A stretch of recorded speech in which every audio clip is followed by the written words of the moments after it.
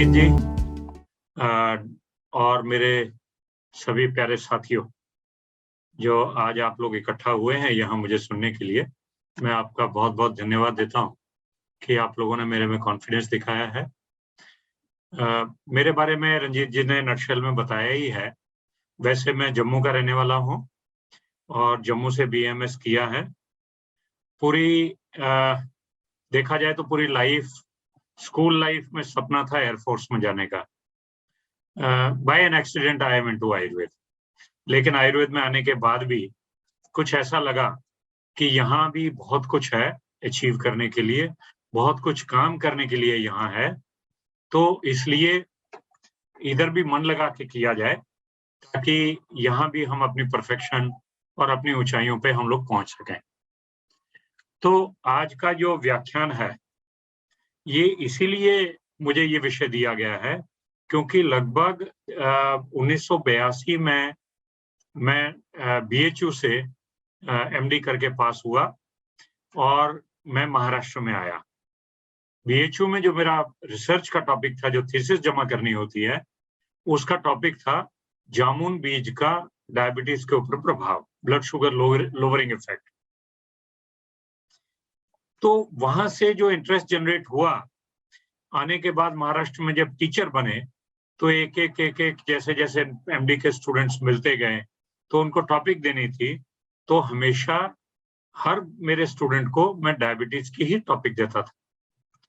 पहले चंद वर्ष डायबिटीज में ब्लड शुगर लोअरिंग इफेक्ट 2-3 साल देखा, कभी विजय सार का, कभी गुड़मार का, कभी ममेजाव का, कभी शालसारादि गण भावित शिला जत्तू का, तो ऐसे इस प्रकार से कभी पंचकर्म का।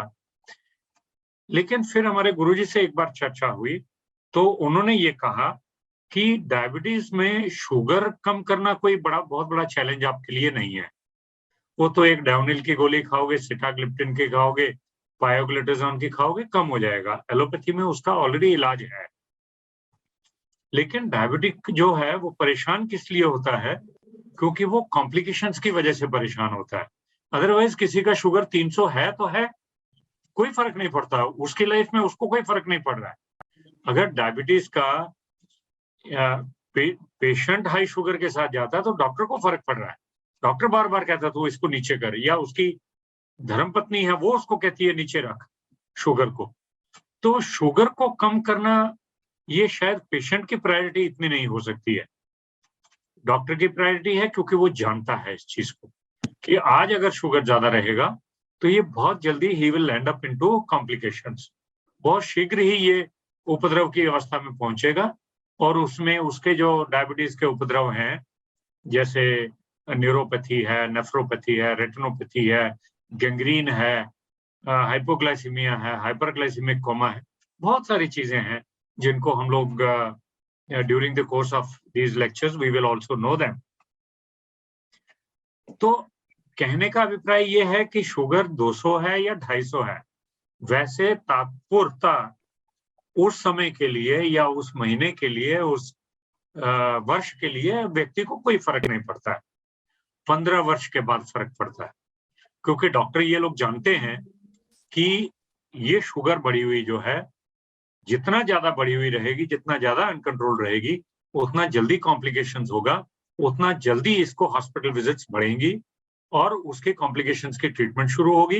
या तो किडनी डैमेज होगी, या नर्व्स डैमेज होंगी, या रेटिनोपैथी होगी, तो इसको आंख के डॉक्टर के चक्कर लगेंगे। तो इसलिए शुगर को कम करना जरूरी है। ये हमारे गुरुजी हैं प्रोफेसर रामहर्ष सिंह, बनारस हिंदू यूनिवर्सिटी में। आप सब लोगों को, आप लोगों ने शायद नाम सुना भी होगा, पद्मश्री हैं और बहुत बड़े माने हुए आयुर्वेद के टीचर हैं, पूरी दुनिया में उनका नाम है। तो उन्होंने कहा, डॉक्टर कोहली आप इनकी कॉम्प्लिकेशंस पे काम कीजिए। तो मैंने उसकी कॉम्प्लिकेशंस पे आज से 20 साल 25 साल पहले कॉम्प्लिकेशंस के ऊपर काम करना शुरू किया। कितने ही क्लिनिकल ट्रायल्स डायबिटीज के ऊपर किए हैं और कितने ही क्लिनिकल ट्रायल्स डायबिटिक कॉम्प्लिकेशंस के ऊपर किए हैं। आज भी मेरे पास, मैं रिटायर हो चुका हूं महाराष्ट्र से, गवर्नमेंट सर्विस से, डायरेक्टर आयुष था, दिसंबर में रिटायर हुआ हूं। अभी मैंने डायरेक्टर आयुर्वेदा इंस्टीट्यूट करके, यहाँ नरसी मोहन जी मैनेजमेंट इंस्टीट्यूट है, उसको एज ए कंसल्टेंट ज्वाइन किया है, तो वहां डायरेक्टर का काम कर रहा हूँ और साथ में अपनी प्रैक्टिस कर रहा हूँ। ये जो आप देख रहे हैं Kohli's Ayurveda and panchakarma centre lower Parel Mumbai, ये प्रोबेबली वर्ल्ड क्लास बड़ा स्टेट ऑफ द आर्ट मैंने एक पंचकर्म सेंटर मुंबई के हार्ट में खोला है। मुंबई साउथ मुंबई को मैनहट्टन भी बोलते हैं मुंबई का, जहाँ जिस एरिया में मैंने ये खोला है। तो बहुत बढ़िया चिकित्साएं हैं, थेरेपिस्ट हैं, डॉक्टर्स हैं, 2 MD डॉक्टर्स भी रखे हैं और बड़ा अच्छा लोगों की सेवा हम लोग दे रहे हैं।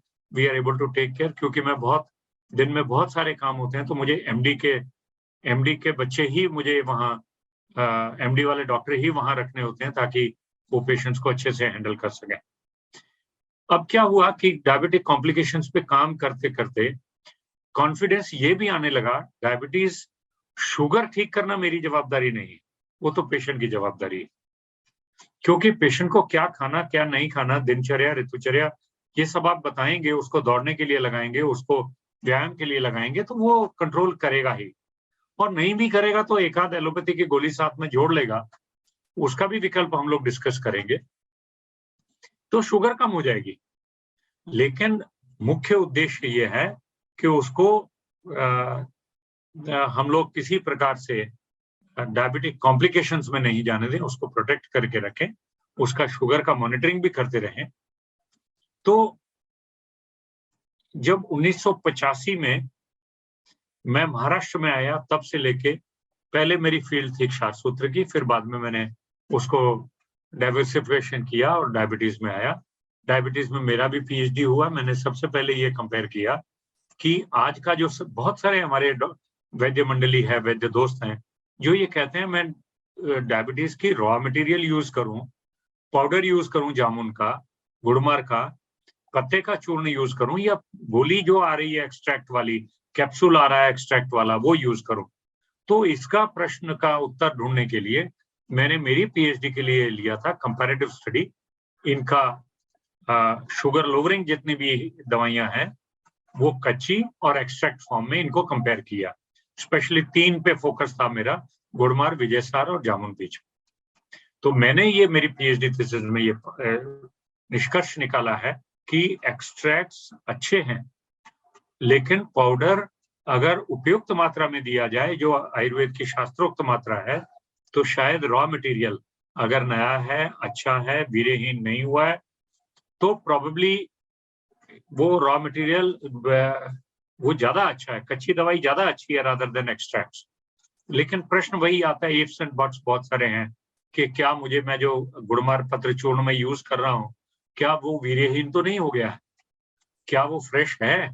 आप पत्ता ला के घर में पीस के तो पेशेंट को नहीं दे रहे हैं। आप क्या करेंगे, आप किसी स्टोर से या किसी स्टोर से आप पैक्ड वाला गुड़मार पत्र चूर्ण मंगाएंगे, या फिर किसी आयुर्वेद से या पंसारी से, आयुर्वेद स्टोर से, पंसारी से आप खुला हुआ पाउडर मंगा के अपने पेशेंट को देंगे। तो दोनों ही लगभग हर प्रकार से, क्योंकि अगर वो पैक्ड भी है तो वो फैक्ट्री में कितने दिन पहले अनपैक्ड रहा था, इसकी कोई जानकारी किसी को नहीं है। हमारे मित्र कोरिया गए थे, चाइना भी गए थे, तो देखिए वहां क्या होता है, पूरी प्लांट की लाइफ हिस्ट्री होती है।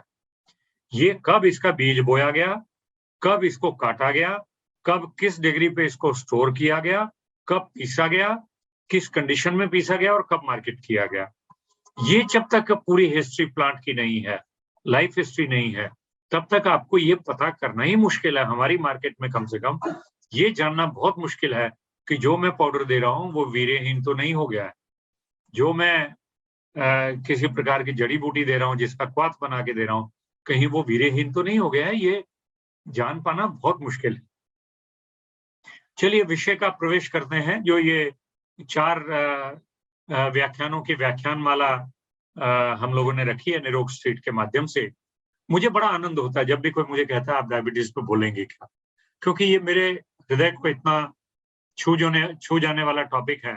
मैं हरदम, या आप ये कह सकते हैं, आई ब्रीथ डायबिटीज, आई ईट डायबिटीज, डायबिटीज के ऊपर मेरा हरदम इतना ज्यादा फोकस रहता है। तो जैसे ही मुझे निरोग स्ट्रीट के लोगों ने मुझे संपर्क किया, तो मैंने पहले क्षण में ही हाँ बोल दिया कि डायबिटीज के ऊपर मैं बोलूंगा। इस मालिका को हम लोगों ने इस रूप में बांटा है कि पहला लेक्चर डायबिटीज मेलाइटिस को समझना है, आज जिस रूप में डायबिटीज है, एलोपैथी में जैसे डिस्क्राइब्ड है, उसको अगर हम अच्छे से समझेंगे तो आयुर्वेद सिद्धांतों को हम और भी अच्छे से समझेंगे। तो ये मालिका इस तरह से चलेगी कि आज का व्याख्यान diabetes mellitus, allopathic concepts, western medicine का जो कॉन्सेप्ट्स हैं वो पूरे डिस्कस होंगे। आयुर्वेद की आज कोई बात नहीं करेंगे। उसको जगह जगह आपको ये लगेगा, हर क्षण ये लगेगा कि ये जो सर बता रहे हैं कि यहाँ पे 2 टाइप का डायबिटीज होता है, ये मोटा होता है, ये पतला होता है। आपको बहुत बार लगेगा कृष्ण प्रमेही और स्थूल प्रमेही से मैच होता है। बहुत बार ये लगेगा कि ये चिकित्सा भी बहुत मिलती-जुलती है। लेकिन मुझे लगता है अपने प्रश्नों में और अपने डिस्कशन के थॉट प्रोसेस में भी आप बिल्कुल आज इसमें आयुर्वेद मत लाइए, एलोपैथी को एलोपैथी जैसा पहले समझ लीजिए। हमारे पास 2 लेक्चर्स और हैं। इसके बाद एक व्याख्यान होगा जो पैथोजेनेसिस एंड मैनेजमेंट ऑफ प्रमेय होगा। आज pathogenesis and management of diabetes mellitus. तीसरा व्याख्यान होगा कॉम्प्लिकेशंस के ऊपर। नेफ्रोपैथी है, किडनी डैमेज हो गया तो क्या करें, आईज डैमेज हो गई तो क्या करें, न्यूरोपैथी है तो क्या करें। उसमें हमारी रिसर्च क्या कहती है। बहुत सारा रिसर्च किया, उसका डाटा भी 3rd लेक्चर में मैं आपको रखूंगा। चौथा एक व्याख्यान रंजीत सिंह जी ये रखा गया है कि जिसमें ये तीनों लेक्चर्स के मिले जुले डाउट्स चौथे लेक्चर में हम लोग लेंगे। आज पूरा का पूरा समय, मुझे लगता है 1 से सवा घंटे का समय मैं खुद लेना चाहूंगा ताकि मैं इस टॉपिक को अच्छे से डिस्क्राइब कर सकूं। आगे चलते हैं। डायबिटीज कितना कॉमन है ये जानना बड़ा जरूरी है। डायबिटीज क्यों जरूरी है जानना? अगर पूरे देश में 4 ही केस हैं तो क्यों डायबिटीज देखना है? कोई और देखेगा। हम लोग सारे मिल के बैठ के एनर्जी क्यों वेस्ट करें? लेकिन डायबिटीज बहुत कॉमन है। इतना कॉमन है कि इंडिया को डायबिटीज कैपिटल भी कहा जा रहा है। The estimated number of diabetes patients 20 से लेके 80 साल के बीच में 77 मिलियन यानी 7 करोड़ भारतीय आज डायबिटीज से पीड़ित हैं। 7 करोड़ बहुत बड़ा फिगर है। और ये 2045 तक ये लगभग डबल होने वाला है, जिसको 12 करोड़ के आसपास यानी 9 से 10% आबादी।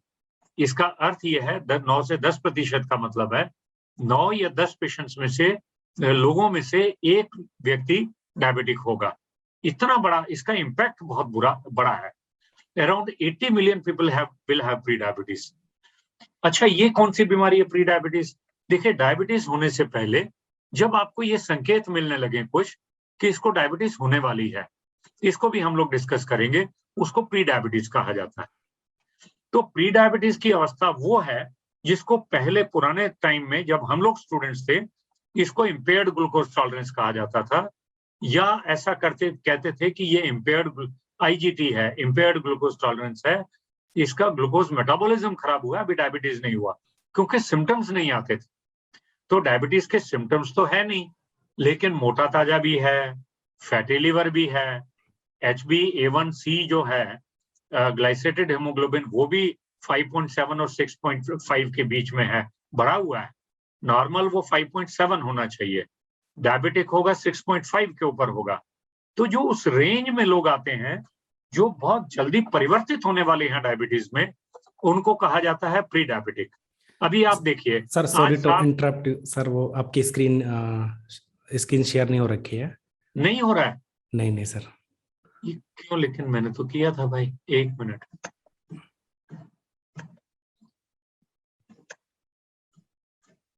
अभी देखिएगा। हाँ सर, अब हो गई है, ठीक है सर। अब हो गए? Okay sir, continue please. तो ये जो 7.7 करोड़ की आबादी 12 करोड़ होने वाली है, वो यही जो प्री डायबिटीज वाले लोग हैं, यही सारे डायबिटिक होने वाले हैं। ये प्री डायबिटीज, इसलिए प्री डायबिटीज का बहुत बड़ा महत्व है। जब हम डायबिटीज पढ़ते हैं, अगर इनको मैं वापस डायबिटीज में, प्री डायबिटीज का नॉर्मल में कर सकूं, तो शायद ये 7-7.5 करोड़ वाला 12 करोड़ ना होने पाए। तो इसलिए बहुत इंपॉर्टेंट है समाज में ये जागरूकता की एक्सरसाइज की जाए, मीठा कम किया जाए, तली हुई चीजें ना खाई जाए, वजन को कंट्रोल में रखा जाए, स्ट्रेस ना रहे। ये कुछ बेसिक मुद्दे हैं जो प्री डायबिटिक्स को आप बता के आप उनके डायबिटीज को कंट्रोल कर सकते हैं। प्री डायबिटीज वाले को डायबिटीज में पुश होने से बचा सकते हैं। और जो the number of people who are diagnosed with diabetes increases with the age, देखिए जैसे जैसे उम्र बढ़ती है परसेंटेज ऑफ डायबिटीज बढ़ती चली जाती है। आप देखिए 70 से 80 आपको 14% लोग, 14% का मतलब है 10 में से 1.4 या 100 में से 14, और छोटी एज में 50 से 59 में 10 में से लगभग 1 या 1.5 व्यक्ति डायबिटिक है, यहाँ 100 में से 13 हैं। तो जैसे जैसे उम्र बढ़ती है इंसिडेंस थोड़ा सा बढ़ता चला जाता है, you become more prone to diabetes. अब देखिए पूरे वर्ल्ड वाइड में देखें तो बहुत सारे केसेस हैं। सबसे इंपॉर्टेंट अपने लिए ये इंडिया का मैप देखिए, यहाँ ये जो है 82 मिलियन, मैं 77 मिलियन कह रहा था, कुछ फिगर्स हैं जो कहते हैं 82 मिलियन ऑलरेडी हमारे पास हैं साउथ ईस्ट एशिया में। तो 7.7 करोड़ था भारत का आंकड़ा। जब साउथ ईस्ट एशिया कहते हैं तो पाकिस्तान, बांग्लादेश, नेपाल ये सब मिलते हैं, और ये लगभग 1.5 करोड़ का, उधर मैं कह रहा था 12 करोड़ कह रहा था, यहाँ 15 करोड़ हो रहा है, ये जितना अपना साउथ ईस्ट एशिया वाला एरिया है। तो इतना ये सब एरिया वाइज क्यों है? क्योंकि हम लोग लगभग एक ही प्रजाति के लोग हैं, भले ही कोई हिंदू है, मुस्लिम है, सिख है, ईसाई है, लेकिन सेंट्रल ओबेसिटी सबकी कॉमन है। थोड़ा सा एक्सरसाइज वगैरह बंद करेंगे, खाना वाना बढ़ाएंगे, कोई पंजाबी स्टाइल खाना 4 दिन खा लेगा तो पेट बढ़ जाएगा, पॉट बेली कहते हैं इसको, या इसको सेंट्रल ओबेसिटी भी कहते हैं। उसी वजह से ये वाला जो अपना एरिया सब कॉन्टिनेंट का, ये बड़ा महत्व का है, क्योंकि हम लोग जो अमेरिकन देखिए मोटा होगा ना, यूरोपियन मोटा होगा, उसकी बाह भी मोटी होगी, उसका धड़ भी मोटा होगा, उसका सर भी मोटा होगा, उसकी टांग भी मोटी होगी। लेकिन हमारे यहाँ इंडियंस में हाथ पैर धड़ सब पतला है, लेकिन पेट इतना फूला हुआ है मटके जैसा, तो उसको सेंट्रल ओबेसिटी कहा जाता है। वो एक बहुत बड़ा रिस्क फैक्टर है सेंट्रल ओबेसिटी। इसलिए अभी डायबिटिक है, तो आप उनके बारे में इतनी चिंता क्यों कर रहे हैं? उसका उत्तर है कि एक तो आज के दिन में एक 7 में से 10 में से कितना 7 करोड़ है आज के डेट में, तो 120 करोड़ में से 7 करोड़ यानी 10 में का एक भी नहीं है। ये शायद फिगर पुराना है, 1 आउट ऑफ 20, अभी 1.6 या 1.7 आउट ऑफ 20 है। डायबिटिक जो है इंसिडेंस बहुत हाई है, बहुत पॉपुलेशन इन्वॉल्व है, और जो डायबिटिक्स होते हैं उनको heart attack, acute myocardial infarction होने का डबल चांस होता है नॉर्मल्स के। यानी जैसे ही आपको डायबिटिक डिक्लेयर किया तो आपकी chances of having heart attack becomes double. Chances of having gangrene becomes 5 times more. Chances of having kidney damage becomes 5 times more. Kidney damage becomes 17 times more. Blindness 25 times ज्यादा हो जाती है, क्योंकि diabetic eye disease जो है, retinopathy है, वो इतनी ज्यादा कॉमन है। जहां अनकंट्रोल्ड ब्लड शुगर रहा 10 साल 15 साल के लिए, तो आंखें डैमेज होना शुरू होती हैं और पीपल लिटरली ब्लाइंड होते हैं। कैटरेक्ट के बाद ये सबसे बड़ा एक ब्लाइंडनेस का कारण है। डेवलप्ड कंट्रीज में तो जो जहां कैटरेक्ट वैटरेक्ट नहीं है वहां ध्यान रखते हैं, तो वहां तो ये नंबर 1 कॉज ऑफ ब्लाइंडनेस है, जैसे यूरोप है, अमेरिका है। तो स्ट्रोक्स के केसेस बहुत होते हैं डायबिटिक्स में, they become very prone to strokes, और इंसिडेंस ऑफ कैटरेक्ट भी बहुत जल्दी उतरता है, मोतियाबिंद उसकी भी, और बहुत जल्दी ऑपरेशन भी कराने पड़ते हैं। ये वही बात है, कॉस्ट देखिए, देश को जो कॉस्ट लगने वाली है वो बहुत महत्व की है। 9,000 करोड़ रुपया आप एनुअली स्पेंड कर रहे हैं डायबिटिक्स के ऊपर। उनकी दवाइयां लग रही हैं, उनकी शुगर टेस्ट करने के गैजेट्स लग रहे हैं, और उनकी एडमिशंस के ऊपर पैसे लग रहे हैं।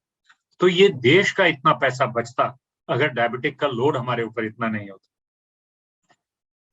आजकल हम लोगों ने क्या किया है, यूएनओ ने डिक्लेयर किया वर्ल्ड डायबिटीज डे, WHO ने, क्योंकि ताकि एम्फेसाइज कर सकें कि डायबिटीज एक महत्वपूर्ण बीमारी है।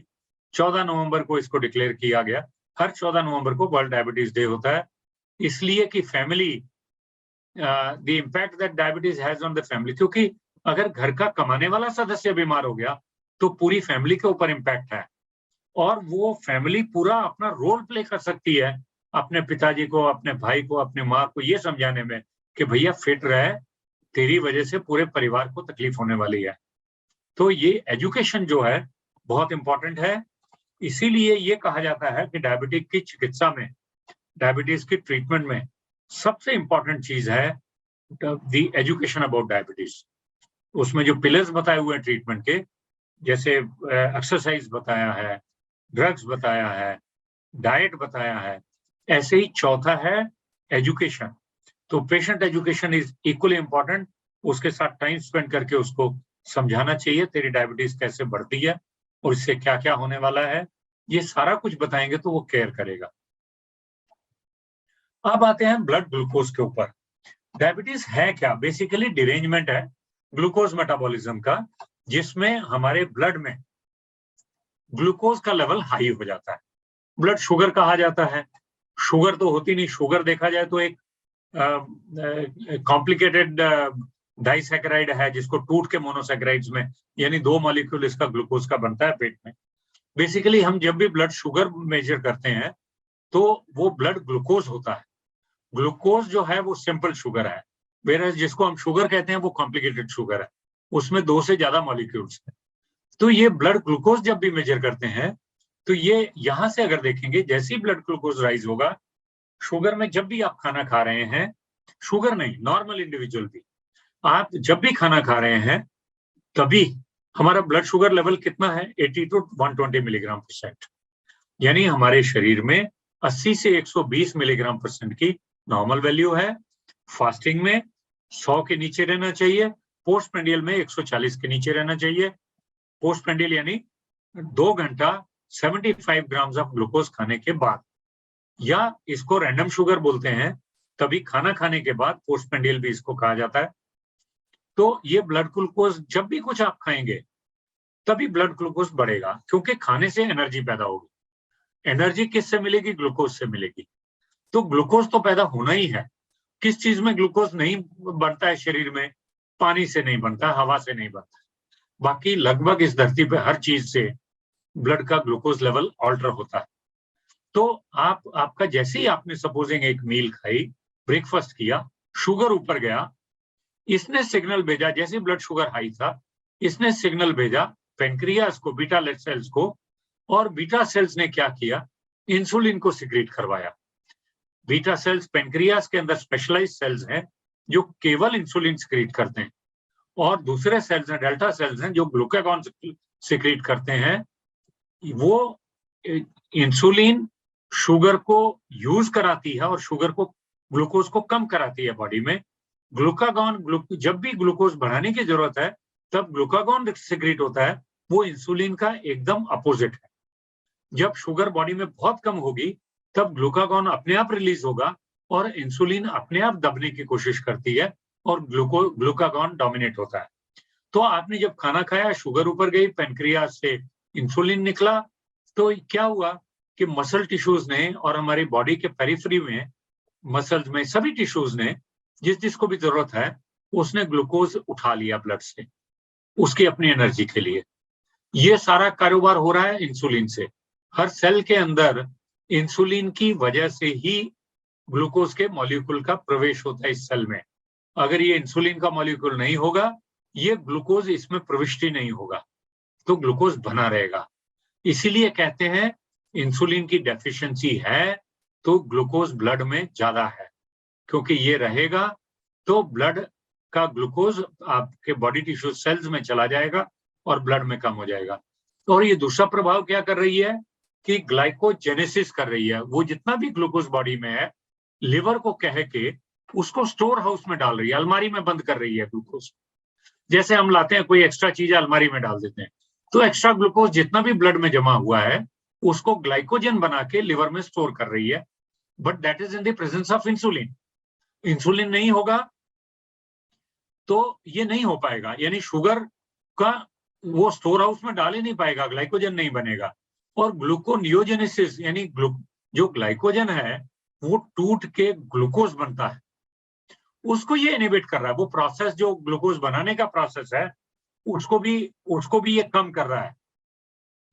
उसको कम किया तो यहां से नया ग्लूकोज नहीं बनेगा, तो भी शुगर का, ये ब्लड का ग्लूकोज कम हो रहा है।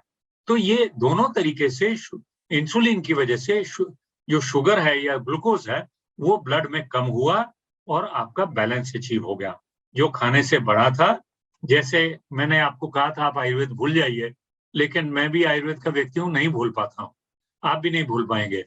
या आपने ब्लड क्या हुआ, ग्लूकोज का संचय हुआ, प्रसर हुआ और ये प्रशम हो गया, यानी कोई बीमारी नहीं हुई, नॉर्मल अवस्था है। खाना खाने के बाद ग्लूकोज बढ़ा, इंसुलिन सिक्रीट हुई, बॉडी टिश्यूज ने ग्लूकोज को ले लिया, एक्स्ट्रा ग्लूकोज को ग्लाइकोजन में कन्वर्ट करके स्टोर कर दिया लिवर में, और ब्लड शुगर के लेवल्स, ग्लूकोज के लेवल्स नॉर्मल हो गए। इसके अपोजिट इफेक्ट देखिए, जब ग्लूकोज बहुत कम हो जाता है, आप खाना ही नहीं खा रहे हैं, बहुत देर तक आप काम में इतने बिजी हैं, आपका शुगर लो हो गया, तो क्या होगा? या फिर आपने क्या किया, इंसुलिन का बहुत ज्यादा डोज ले लिया, शुगर आपके डायबिटिक ने, शुगर जब भी लो होगी, या तो आप भूखे हैं या फिर इंसुलिन का हाइपर डोज या ज्यादा डोज हो गया, या आपने क्या किया कि इंसुलिन तो ले लिया, साथ में एक्सरसाइज कर दिया, एक्स्ट्रा एक्सरसाइज कर दिया, या खाना खाना भूल गए, तो इंसुलिन की ओवर एक्टिविटी हो गई, तो क्या हुआ, शुगर डाउन हो गया, ब्लड ग्लूकोज नीचे आ गया। इसकी बैलेंसिंग एक्ट कैसे है? ये सिग्नल जाएगा पेनक्रियास को, डेल्टा सेल्स को, यहां से ग्लूकागॉन सिक्रीट होगा, ये क्या करेगा, लिवर के स्टोर को बोलेगा भैया तेरा ग्लाइकोजन तोड़ और मुझे ग्लूकोज निकाल के दे। तो इसने क्या किया, ग्लाइकोजन को स्टोर में से निकाल के तोड़ा, इसको ग्लाइकोजेनोलाइसिस जेनोलाइसिस बोलते हैं, और ये ग्लूकोज आ गया ब्लड में। दूसरा ग्लूकोनियोजेनेसिस, यहाँ के बाकी भी इसका ग्लूकोज का मैन्युफैक्चरिंग प्लांट है, जो ग्लूकोज बनाने की अपनी लिवर की प्रक्रिया है वो भी शुरू हो गई, तो जो एग्जिस्टिंग स्टोर में है वो भी ले लिया ब्लड में, और जो नया बनाने की प्रक्रिया से ग्लूकोज बना वो भी ब्लड में आ गया, और इधर बैलेंस हो गया। तो ये बॉडी की ग्लूकोज मेटाबॉलिज्म की अपनी बैलेंसिंग की प्रक्रिया है। अब देखिए डायबिटीज का होता क्या है, अगर 100% डायबिटिक है, आपके पास 100 पेशेंट है, इसमें क्या हुआ, सिर्फ 53% अवेयर है कि मुझे डायबिटीज है, बाकी अनअवेयर है, क्योंकि शायद इनको ये पता ही नहीं है, ये या तो प्री डायबिटीज में है या शुगर है भी तो इनको पता नहीं है। तो आधे केस तो वैसे ही आप कॉम्प्लिकेशन में जा रहे हैं, अनअटेंडेड है। अब जिनको पता भी है उनके 80% ट्रीटमेंट लेते हैं, 20% ट्रीटमेंट नहीं लेते हैं, तो यानी ये रह गया टोटल 42% जो ट्रीटमेंट ले रहा है। 100 में से 42% लोग, वैसे 42% ट्रीटमेंट ले रहे हैं, और जो ट्रीटमेंट ले भी रहे हैं उसमें कंट्रोल तो सिर्फ 25% में हो रहा है। बाकी लोगों में 75% में जो ट्रीटमेंट ले रहे हैं वो टोटल 42% है 100 का, लेकिन जितने ट्रीटमेंट टोटल ले रहे हैं उसका 60% और 40% कंट्रोल्ड और अनकंट्रोल्ड।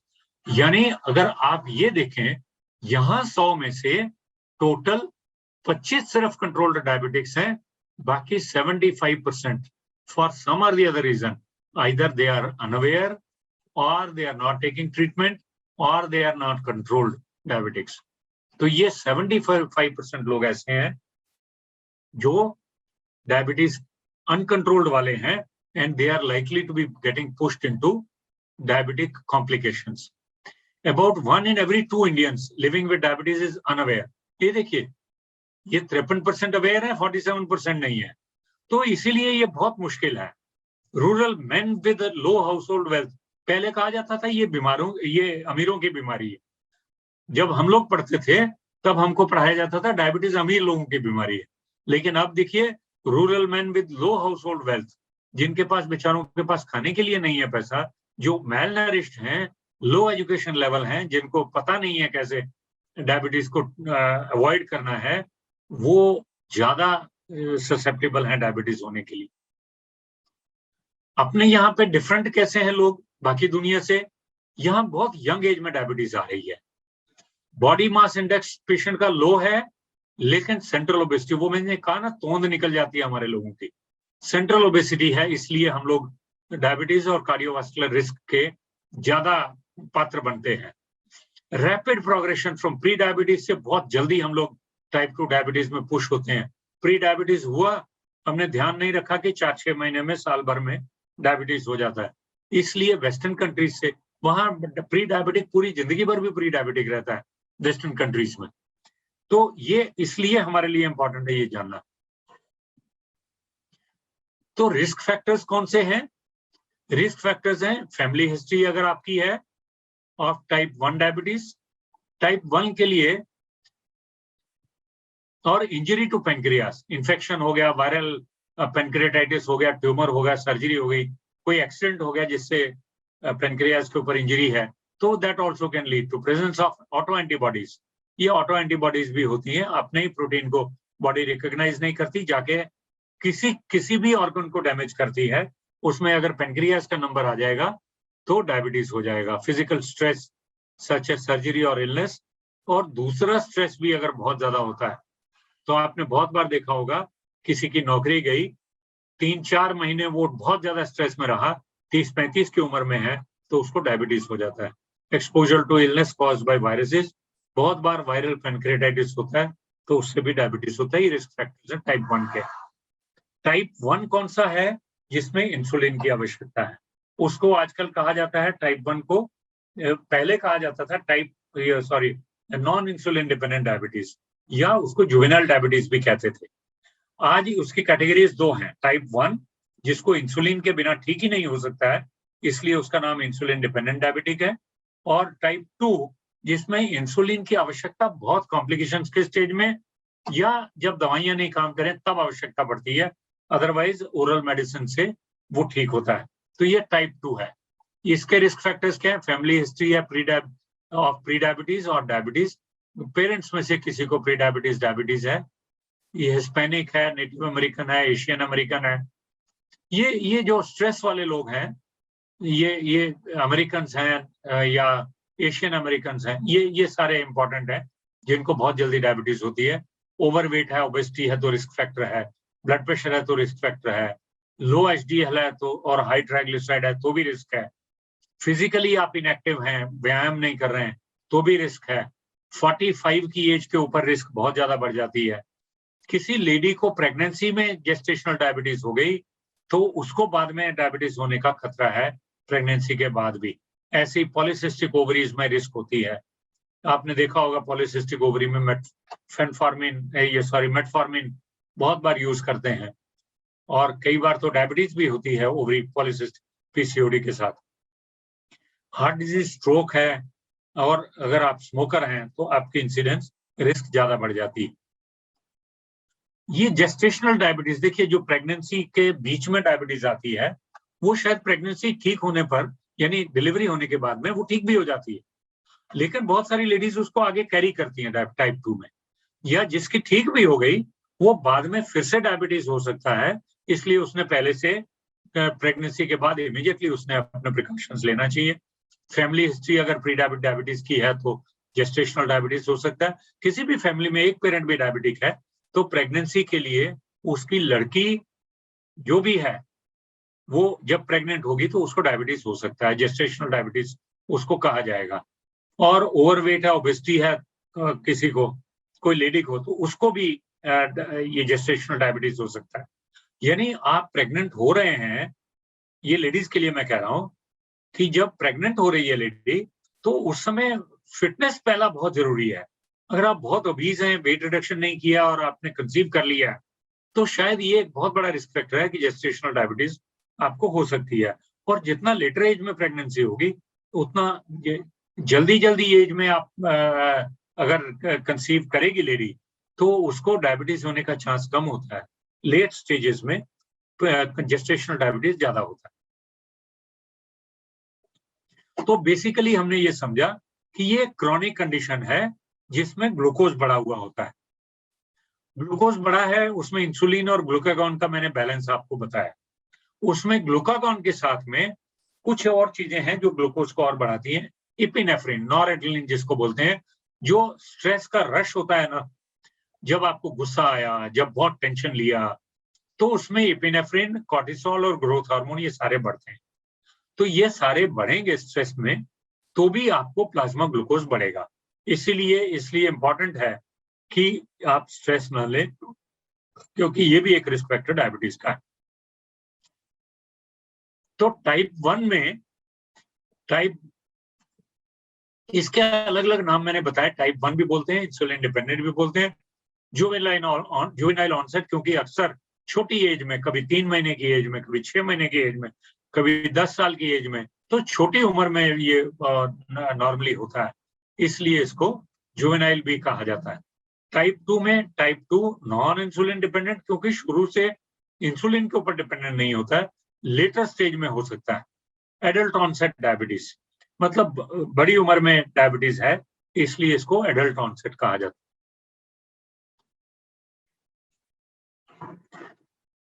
होता क्यों है, इसके मैंने कुछ चीजें चर्चा की हैं। ऑटो इम्यून है, सिलेक्टिव डिस्ट्रक्शन वायरस से है, ऑटो इम्यून बॉडी से है, या किसी और इन्फेक्शन से है, ट्रॉमा से है, बीटा सेल्स वगैरह डैमेज हो जाए तो that can lead to type 1 diabetes. ये वायरसेस हैं, मम्स का, रुबेला का है, इनमें डायबिटीज हो सकता है। कई बार एलर्जीज और ऑटो इम्यूनोबॉडीज बनती हैं। ऑटो इम्यूनिटी कभी कभी कौ मिल्क से भी हो सकती है, ऐसा रिपोर्टेड है वेस्टर्न लिटरेचर में। हमारे भारतवर्ष में इसकी रिपोर्टिंग खास नहीं है। टाइप 2 डायबिटीज को इम्पेयर्ड इंसुलिन एक्शन कहा जाता है। बड़ी सामान्य सी भाषा में देखा जाए तो ये कहा जाता है कि this is either a deficiency of insulin or the receptors of the insulin receptors in the body have become insensitive। यानी या तो इंसुलिन कम हो गई या फिर बॉडी वो जो अवेलेबल इंसुलिन है उसको सेल्स के अंदर नहीं जाने दे रही है। रिसेप्टर्स जो हैं वो इनसेंसिटिव हो गए, इंसुलिन को पहचान नहीं रहे हैं, इसलिए ग्लूकोज का मॉलिक्यूल उनके अंदर जा नहीं पा रहा है। जब सेल के अंदर इंसुलिन का मॉलिक्यूल नहीं जा रहा है तो ग्लूकोज का मॉलिक्यूल भी नहीं जाएगा, तो उसके लिए ग्लूकोज जो है वो इसमें ब्लड में बना रहेगा हमेशा, तो that will give rise two diabetes. तो ये इम्पेयर्ड ग्लूकोज टॉलरेंस है। बीटा सेल डिस्ट्रक्शन, ये लो इंसुलिन प्रोडक्शन होता है इसमें। तो टाइप 2 में भी दो हैं, एक में सेंसिटिविटी कम होती है और दूसरे में, यानी इंसुलिन तो है। बहुत सारे टाइप 2 के डायबिटीज में हम लोगों ने इंसुलिन लेवल चेक किए, जो मोटे लोग हैं, जो थोड़ी बड़ी एज में जिनको डायबिटीज हुई है, उनको देखा गया तो इंसुलिन लेवल्स ज्यादा हैं, लेकिन फिर भी डायबिटीज है। लेकिन एक तरह का ऐसा होता है जहां बीटा सेल्स ने काम करना ही कम कर दिया, तो इंसुलिन सिक्रीशन ही नहीं हो रही। यानी आप इंसुलिन लेवल मेजर करेंगे तो यहाँ इंसुलिन के low values of insulin in plasma या ब्लड, इसमें high values of insulin in blood, ये देखा जाएगा। तो टाइप 2 में response to insulin is decrease, basically sensitive रहते ही नहीं रिसेप्टर्स, इसलिए वो ग्लूकोज ले नहीं पाते हैं और ग्लूकोज का प्रोडक्शन तो लीवर से बढ़ता चला जाता है, क्योंकि आपकी इंसुलिन नहीं है तो ग्लूकागॉन एक्शन में आएगा जो उसको अपोजिट हार्मोन है। तो जो मैंने कहा था आपको ग्लाइकोजेनोलिसिस, यानी स्टोर में से, अलमारी में से निकाल के उसने वो ग्लूकोज छोड़ दिया और ब्लड में छोड़ दिया, तो वो भी ग्लूकोज को बढ़ाएगा। तो इस तरह से जेनेटिक फैक्टर्स भी होते हैं, एनवायरमेंटल भी होते हैं। ये मैं बता चुका हूँ, hepatic an increase in hepatic glucose output, क्योंकि लिवर से ग्लूकोज का आउटपुट कैसे बढ़ेगा, स्पेशली जब ग्लूकागॉन वो ग्लूकोनियोजेनेसिस होगा और ग्लाइकोजन का फॉर्मेशन नहीं होगा, लिवर की जो फंक्शन है वो नहीं हो पाएगी। इसीलिए आपने देखिए लिवर कितना इंपॉर्टेंट ऑर्गन है। आज आपने देखा होगा कि प्री डायबिटीज में, डायबिटीज जब पहली बार डायग्नोज होता है, बहुत सारे पेशेंट्स को फैटी लिवर होता है। फैटी लिवर होने से वो ये इसको एक मेटाबॉलिक सिंड्रोम भी कहा गया। फैटी लिवर है, थायराइड भी तभी आता है, तभी डायबिटीज आता है और पेशेंट भी ओबीज है, तो इसको मेटाबॉलिक सिंड्रोम कहा गया। इंसुलिन से, देखिए इंसुलिन से दूसरा जो रोल सबसे बड़ा प्ले हो रहा है, इंसुलिन शुगर को कम करता है ब्लड में, ग्लूकागॉन शुगर को बढ़ाता है। लेकिन इंसुलिन अगर है ब्लड में ज्यादा तो ये ग्लूकागॉन को दबा के रखेगा, तो इनहिबिटरी इफेक्ट है, तो इसलिए भी ये डायबिटीज नहीं होने देता है। इंसुलिन का प्रोडक्शन कम होगा तो डायबिटीज ज्यादा होगा। ये सारा उसी के स्लाइड्स हैं। टाइप 1 टाइप 2 ये मैं लगभग आपसे बात कर चुका हूँ। बहुत सारी स्लाइड्स हैं, लगभग 100 के करीब हैं, तो मैं थोड़ा सा जल्दी रश करता हूँ। टाइप 1 ये it accounts for 10% of all diabetic cases. अगर 100 लोग टोटल डायबिटीज के हैं तो 90 लगभग पेशेंट्स ऐसे हैं जो टाइप 2 के हैं और 10 टाइप 1 के हैं, यानी इंसिडेंस टाइप 1 की एज कंपेयर टू टाइप 2 बहुत कम है। टाइप 2 में about 30% of the type 2 diabetic patients are undiagnosed. ये बहुत बड़ी बात। 32 यो प्री डायबिटीज को मिला के लगभग 40-45% लोग हैं। जो हमने पहले दिखाया आपको, जो कैस्केड दिखाया था ना, उसमें ये कहा था कि इतने लोगों को डायबिटीज है, कुछ अवेयर हैं और कुछ अवेयर ही नहीं है। जो अवेयर नहीं है वो तो बहुत बड़ी 42% थी, तो उसमें प्री डायबिटीज वाले भी हैं। और लगभग इंसुलिन रेजिस्टेंस भी होता है with A defect in compensatory insulin secretion. तो इंसुलिन रेजिस्टेंस भी होता है और इंसुलिन की डेफिशिएंसी, ये दोनों कारण टाइप 2 में होते हैं। रिस्क फैक्टर टाइप 1 का, टाइप 1 यानी इंसुलिन की बिल्कुल कमी, 100% कमी अपने बॉडी में, और कहीं से इंसुलिन आ ही नहीं रहा। इंसुलिन और आता कहां से? ब्रेन टिश्यू हल्का सा इंसुलिन प्रोड्यूस करते हैं, लिवर का टिश्यू थोड़ा सा इंसुलिन प्रोड्यूस करता है, but that is not good enough to cover the deficiency of insulin created in type 1 diabetes because of the knocking off the beta cells of islets of Langerhans। जो pancreas knock off हो गया beta cells, उसकी replacement नहीं है। तो genetically type 1 है, ये normally families में नहीं चलता, किसी को भी हो सकता है, और उसका एक आधा जीन किसी एक जनरेशन में जीन उसका ऐसा है वो चेंज हो जाएगा। तो इसको आज ड्यूरिंग द प्रेगनेंसी भी आज टेस्ट में वो जेनेटिक का डायग्नोसिस हो जाता है। किसको हो रहा है? बहुत लोगों को टाइप 2 हो रहा है, और ये लगभग फैमिलीज में है। माताजी पिताजी को है तो बच्चों को होगा, दोनों को है तो 100% होगा, एक को है तो 60% 70% चांस है, और एक को है और मोटा है, बहुत खाता है, तो लगभग ये समझ लिया, और एक्सरसाइज नहीं है तो 100% चांस। तो family history, obesity, physical inactivity, आप एक्सरसाइज नहीं कर रहे हैं। देखिए एक्सरसाइज हर बीमारी का एक ही मूल मंत्र है इलाज का कि आप एक्सरसाइज करें। मैं आपको सीधी सी बात बताऊं, इवन आपका जो GERD है ना, जिसको हाइपर एसिडिटी या रिफ्लक्स डिजीज कहते हैं, उसमें भी आप सिर्फ एक्सरसाइज करना शुरू करिए, आपकी बॉडी ठीक हो जाएगी। आपको कोई एंटासिड्स, कोई कैल्शियम चैनल ब्लॉकर्स, सॉरी वो ये जो प्रोटॉन पंप इनहिबिटर्स हैं, वो लेने की जरूरत नहीं है, कोई एंटासिड्स लेने की जरूरत नहीं, कोई पुदीन हरा खाने की जरूरत नहीं। तो ऐसे में ये कार्बोहाइड्रेट मेटाबॉलिज्म मैंने बहुत सारा समझा दिया आपको, पोस्टप्रांडियल ग्लूकोज मेटाबॉलिज्म ये भी मैंने बताया है। देखिए अब टाइप 1 में होता क्या है, ये टाइप 1 का एक चित्र है। टाइप 1 डायबिटीज में ये ब्लड स्ट्रीम है और ये नॉर्मल सेल्स हैं। इसके आगे पीछे देखिए, ये ग्रीन वाले जो हैं ये normal islets of beta cells हैं, insulin secreted into blood stream by these cells. तो ये इधर से क्या हुआ, इंसुलिन आ गई इधर, तो ब्लड में चली गई, पूरा बॉडी में चली गई, तो वो इंसुलिन ग्लूकोज को यूज करेगी। अब इसमें क्या हुआ, ये कैपिलरी के आगे पीछे सारे नॉक ऑफ हो गए, तो insulin producing cells are destroyed, तो इधर इंसुलिन है ही नहीं ब्लड में, तो नेचुरली टाइप 1 डायबिटीज होगा। बच्चे का फोटो इसलिए दिखाया गया।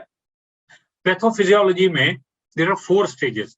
एक pre clinical period with positive, ये मतलब टाइप 1 में, लेकिन आप डायग्नोज नहीं कर पाएंगे। बीटा सेल एंटीबॉडीज आप क्यों करेंगे, हर पेशेंट का तो करेंगे नहीं।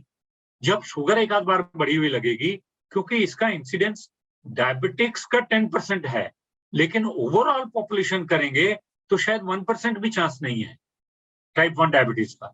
तो उसके लिए हर किसी का स्क्रीनिंग तो करेंगे नहीं कि बीटा सेल एंटीबॉडी देखो। तो ये एक्सपेरिमेंटल मॉडल्स में देखा गया है कि बीटा सेल एंटीबॉडी जिन प्राणियों की ज्यादा होती है, जिन चूहों में ज्यादा दिखती है, उनको डायबिटीज टाइप 1 ज्यादा होती है। Hyperglycaemia when 80 to 90% of the, जब 80 से 90, यानी कंपनसेशन देखिए, 90% बीटा सेल्स खत्म हो गया तो भी शुगर बढ़ेगी नहीं, यानी 10% काम कर रहा है तो भी अपने को डायबिटीज नहीं होने दे रहा है।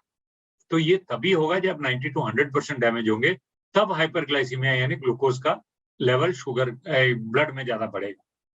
तो बीच में एक ट्रांजिएंट रिमिशन आती है और फिर एस्टेब्लिशमेंट ऑफ डिजीज आती है। ये चार्ट से देखते हैं। इसमें देखिए क्या है कि ये बीटा सेल मास इतना ज्यादा है, बीटा सेल बहुत अच्छा है। ये बीटा सेल मास जैसे डिस्ट्रॉय होना शुरू हुआ तो कोशिश करता गया बीटा सेल, जितना भी डिस्ट्रॉय हुआ यहां तक डिस्ट्रॉय हुआ तो भी नॉर्मल इंसुलिन सिक्रीट कर रहा था। लेकिन बीच में क्या होता है, थोड़ा सा इंसुलिन ज्यादा बढ़ना शुरू हो जाता है, बीटा सेल्स अपना जैसे कहते हैं ना, वो दिया जो है मरण बुझने के पहले चमकता है, ज्यादा ब्राइट हो जाता है, तो उस तरह से वो बीटा सेल्स थोड़ी देर के लिए कोशिश करते हैं कि और ज्यादा प्रोड्यूस करो, और उस प्रयत्न में वो जितने और ज्यादा कोशिश करते हैं, तो उन दिनों में कुछ एक महीने में 2-4 महीने में ये डायबिटीज ऐसा लगता है ठीक हो गई, शायद शुगर कम हो गई, शुगर नॉर्मल हो गई, तो उसको हनीमून पीरियड कहा जाता है, लेकिन अल्टीमेटली डायबिटीज होती ही है।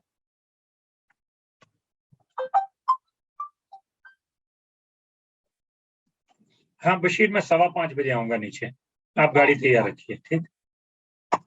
तो type 2 diabetes is characterised by presence of both insulin resistance, यानी हमारे बॉडी में इंसुलिन होते हुए भी हमारे सेल्स रेजिस्टेंट हैं, वो इंसुलिन को समझ नहीं पा रहे हैं, रिसेप्टर्स, इंसुलिन रिसेप्टर्स जो हैं वो इनएक्टिव हो चुके हैं। और दूसरा, डायबिटोजेनिक लाइफस्टाइल हो, यानी जो एक्सेसिव कैलोरीज खाता रहे। अभी मैं आयुर्वेद की बात नहीं कहना चाहता हूँ, आयुर्वेद की बात बाद में कहूंगा, ये सब आयुर्वेद में बताया हुआ, बहुत सारा कैलोरीज हो और कैलोरी एक्सपेंडिचर ही नहीं हो रहा हो, आपने खाया तो बहुत सारा लेकिन कुछ भी एक्सरसाइज नहीं की, तो वो यूज नहीं हुआ और ओबीज होते चले गए। तो इसलिए, और थोड़ा सा ससेप्टेबल जीनोटाइप, जीनोटाइप यानी ये क्योंकि फैमिलीज में रन करता है, तो अगर पेरेंट्स को है तो बच्चों को भी होगा, इसलिए जीनोटाइप होता है, तो यानी ये हेरिडिटरी होगा। अब ग्लूकोज लेवल देखिए कैसे बढ़ता चला जाएगा, और बीटा सेल मास जैसे जैसे ग्लूकोज बढ़ता चला जाता है, आप ये समझते जाइए कि ये बीटा सेल का मास कम होता जाता है। एक स्टेज आता है बीटा सेल का मास इतना कम होने तक, अगर आप यहाँ देखें तो शुगर इतना ज्यादा नहीं बढ़ा है, तो ये कोशिश ये करता रहता है जितना भी बीटा सेल थोड़ा बचता है कि शुगर को कंट्रोल किया जाए, इंसुलिन ज्यादा से ज्यादा सिक्रीट की जाए। लेकिन एक स्टेज आता है जब इसका मास कम होना शुरू होता है और ये धड़ल्ले से ब्लड शुगर बढ़ना शुरू होता है, और ये टाइप 2 डायबिटीज है। इसका देखिए डायग्नोसिस जो है, लेबोरेटरी टेस्ट में जाने के पहले मैं बता दूं, डायबिटीज का ये पेशेंट आप पहचानते कैसे हैं। सबसे पहली बात, टाइप 2 डायबिटीज की एक फिजिकल स्ट्रक्चर वैसा है, 45 के ऊपर हो, मोटा हो, आप हर किसी को शुगर के लिए भेजिए, क्योंकि everybody after the age of 45 if he is fatty, यानी बीएमआई उसका ज्यादा है, 25 के ऊपर है, बॉडी मास इंडेक्स जिसको आप कैलकुलेट कर सकते हैं, height upon cube root of weight, ये फॉर्मूला भी है, इसकी ऐप भी मिलती है बीएमआई का। आप एज डालेंगे, हाइट डालेंगे, वेट डालेंगे, तो आपको बीएमआई, आपको ऐप मिलेगी, ये गूगल प्ले स्टोर पे बीएमआई की एप्स बहुत सारी हैं। तो आपको बेसिकली क्या हुआ कि आपके पास कोई मोटा व्यक्ति आया, उसकी एज 35-40 साल से ऊपर है, 45 से ऊपर है, तो 100% आपको कराना है टेस्ट। आप शुगर भी टेस्ट कराइए, उसका kidney function, sorry liver function भी करवाइए, और साथ में सोनोग्राफी भी करवाइए for fatty liver. Fatty liver होगा, एंजाइम एक आध एसजीओटी एसजीपीटी बड़ा होगा या जीजीटी बड़ा होगा, सोनोग्राफी में आपको इको टेक्सचर उसका फैटी लिवर वाला मिलेगा, और शुगर थोड़ा हुआ बड़ा हुआ मिलेगा, और A1C करवाना चाहिए। A1C यानी ग्लाइसेटेड हीमोग्लोबिन, उसको HbA1c भी बोलते हैं, शॉर्ट फॉर्म में A1C भी बोलते हैं। तो ये जो पेशेंट अपने पास आ गया, जो मेच्योरिटी ऑनसेट वाला या टाइप 2 वाला है, जो मोटा व्यक्ति है, लेट स्टेज में उम्र में 35-40 साल की उम्र के बाद में डायबिटिक हुआ है, वो उसको आप डायग्नोज कैसे करेंगे? वो कहेगा डॉक्टर साहब मुझे ठीक नहीं लग रहा है, कभी वो वीकनेस के लिए आएगा, कभी उसको एक आध बार चक्कर आ जाएगा तब आएगा, कभी बोलेगा फ्रेश नहीं है, कभी बोलेगा चीटियां चलती हैं मेरे यूरिन पे, कभी हो सकता है कुछ भी ना बोले, वो इंश्योरेंस के लिए जा रहा हो, रूटीन टेस्ट में उसने पकड़ लिया किसी ने कि शुगर बहुत हाई है, HbA1c, आजकल इंश्योरेंस के लिए जाएंगे, हर कोई A1C करता है, तो उसका डायग्नोसिस वैसा होता है। लेकिन टाइप 1 का है, वो तो यंगर एज ग्रुप में है, तो उसको जो भस्मक रोग हमारे यहाँ कहा गया है, भस्मक रोग होता है, यानी खूब खाता है लेकिन वजन नहीं बढ़ता, वजन सडनली कम होना शुरू हो जाता है, तो लीन एंड थिन, तो उसको समझना चाहिए 16-18 साल का बच्चा है या 10 साल का भी है, पेरेंट्स कहते हैं बहुत खाता है सर, लगता नहीं इसके शरीर को, और बच्चे का वजन तो वही है 25-30 किलो, तो ये समझ लीजिए कि इसको टाइप 1 डायबिटीज हो सकता है। उसके टेस्ट करवाइए। और या फिर कई बार बेहोश होकर पहली बार वो कीटोएसिडोसिस की स्टेज में आता है, शुगर एक्सेसिवली हाई चला जाता है और कीटोएसिडोसिस होता है और उसको बेहोशी का दौरा पड़ता है या हाइपरग्लाइसेमिक कोमा में चला जाता है। कीटोएसिडोसिस की पहचान है, सांस बहुत फूलेगा, उल्टियां होगी, पेट में दर्द होगा और बेहोश होगा। तो ये सब चीजों से डॉक्टर को ये पता चल जाएगा कि ये कीटोएसिडोसिस हुआ है, फर्स्ट अटैक है, इसको पता नहीं था। एक बार पता लगने के बाद ये चीजें शायद दोबारा कभी रिपीट नहीं होती, क्योंकि पेशेंट बहुत स्पेशली टाइप 1 वाला बहुत एग्रेसिव होता है और बहुत जानकार होता है और वो बहुत अपना ध्यान रखता है। टाइप 2 वाला क्योंकि कुछ होता ही नहीं है सालों साल, खाली शुगर बढ़ी हुई है, तो बड़ा रिलैक्स रहता है, मीठा भी खाएगा, एक्सरसाइज भी नहीं करेगा। वो कहता है डॉक्टर तो ऐसे ही बोल रहा है, मेरा क्या फर्क पड़ता है, 1-2 जलेबी खा लिया तो क्या फर्क पड़ेगा। तो दिस काइंड ऑफ एटीट्यूड जो है वो घातक होता है।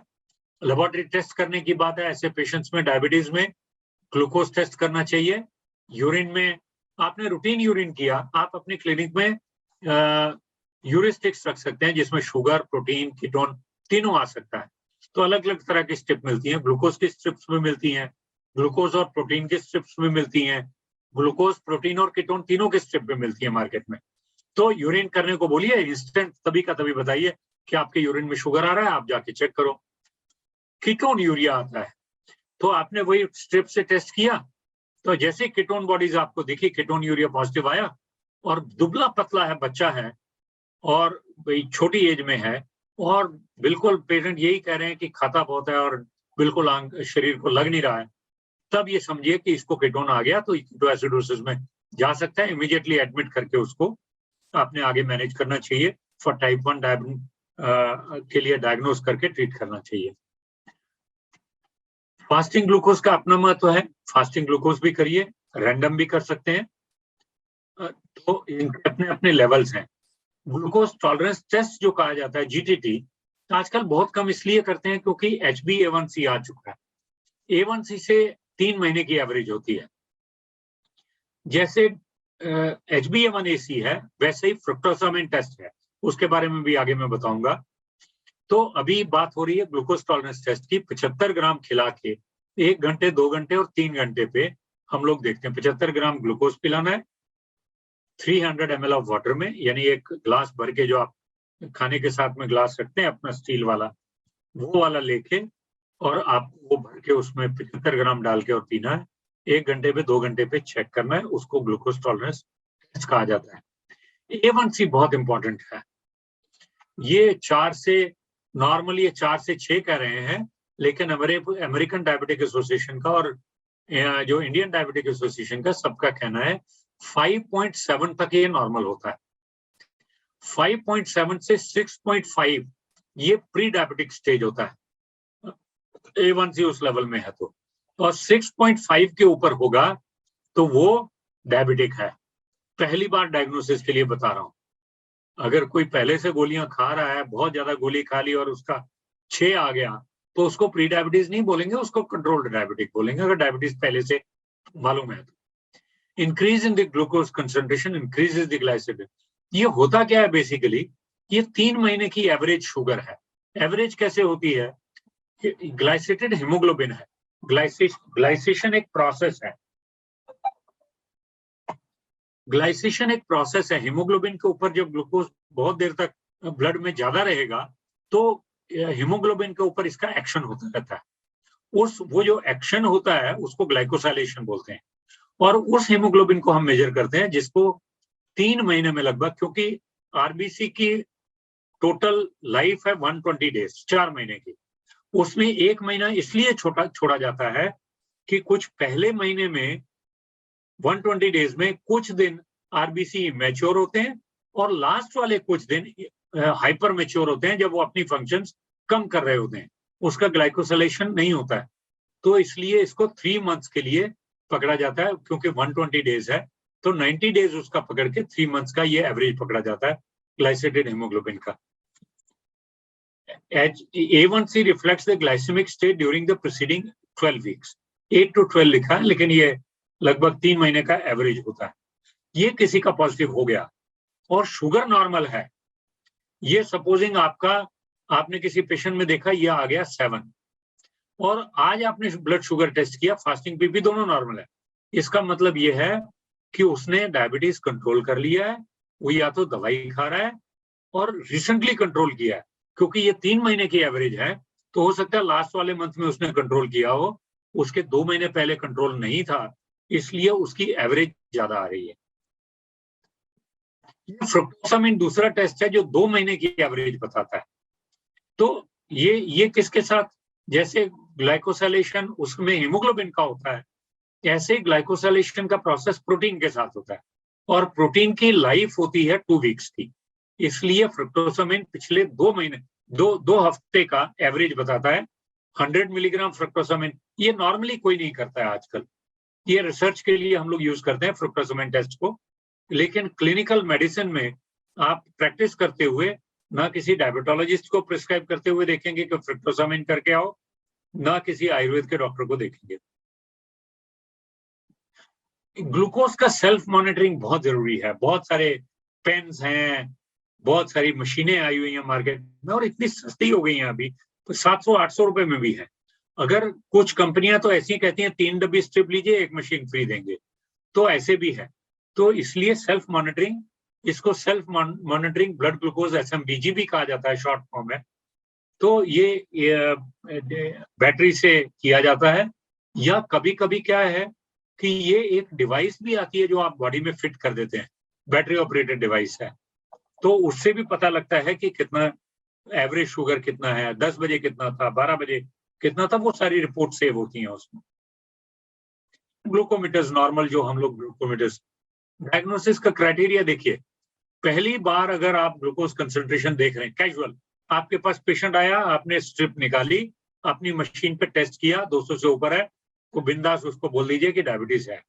या फास्टिंग ग्लूकोज उसने किया और 126 के ऊपर है, उसने कर लिया, रूटीन में टेस्ट किया, उसने कहा, डॉक्टर ने बोला तुझे पीपी नहीं करना है, टेस्ट का जो लिख के दिया है उसमें खाली फास्टिंग लिखा, वो रिपोर्ट लेके आ गया 126 से ऊपर है, तो समझ लीजिए डायबिटीज है, आप इसको डिटेल टेस्टिंग के लिए भेज सकते हैं।